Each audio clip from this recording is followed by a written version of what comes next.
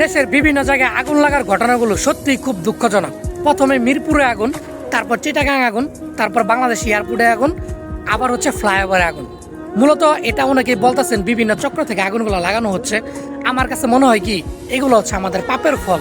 কারণ বাংলাদেশে যে ধরনের দুর্নীতি, বেবিচার, তারপর হচ্ছে সুদ, ঘুষ, গণধর্ষণ, পিচ্ছি পিচ্ছি বাচ্চা বাচ্চা মেয়েদের 12 বছর 14 বছর ধরে ধরে গণধর্ষণ করা হয়, জামার সামনে বউকে দর্শন করা হয়, মানুষকে খুন করা হয়, যে কিনা অপরাধ করছে কিনা না করছে, যাকে খুন করা হয় সে নিজেও জানে না। আমার কাছে মনে হয় এটা 100% আল্লাহ তাআলার একটা গজব যে আমরা এটা পাপের ফল ভোগ করতেছি।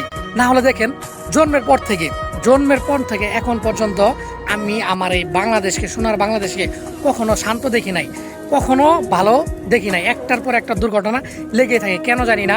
আমাদের বাংলাদেশে একটা দুর্ঘটনা হওয়ার পাশাপাশি আরেকটা কিন্তু দুর্ঘটনা চলে আসে, কেন জানি না।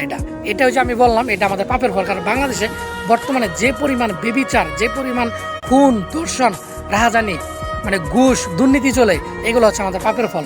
কারণ আল্লাহ তাআলা মানে এগুলো নিজে থেকে গজব দিয়ে দিছে, আমার কাছে মনে হয় যেটা।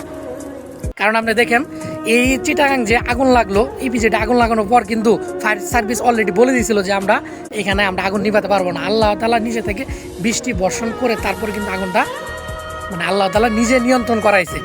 আমার কথা এটা না, আমার কথা হচ্ছে বাংলাদেশের মানুষ, আমরা সাধারণ মানুষ যেন শান্তিতে থাকতে পারি, কোনো দুর্ঘটনা যেন না হয়। কারণ জন্মের পর থেকে এখন পর্যন্ত আমাদের জান মালের কোনো নিরাপত্তা নাই, কেউ শান্তিতে নাই, কেউ শান্তিতে থাকতে পারে না।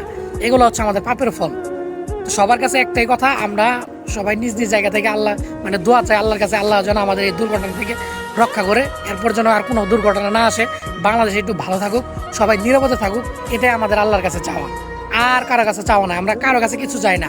আমরা শুধু চাই একটু জানমালের মানে আমরা যেন একটু শান্তিতে থাকতে পারি, জানমালের একটু নিরাপত্তা চাই, আর কিচ্ছু না, আর কিচ্ছু না, আর কিচ্ছু না।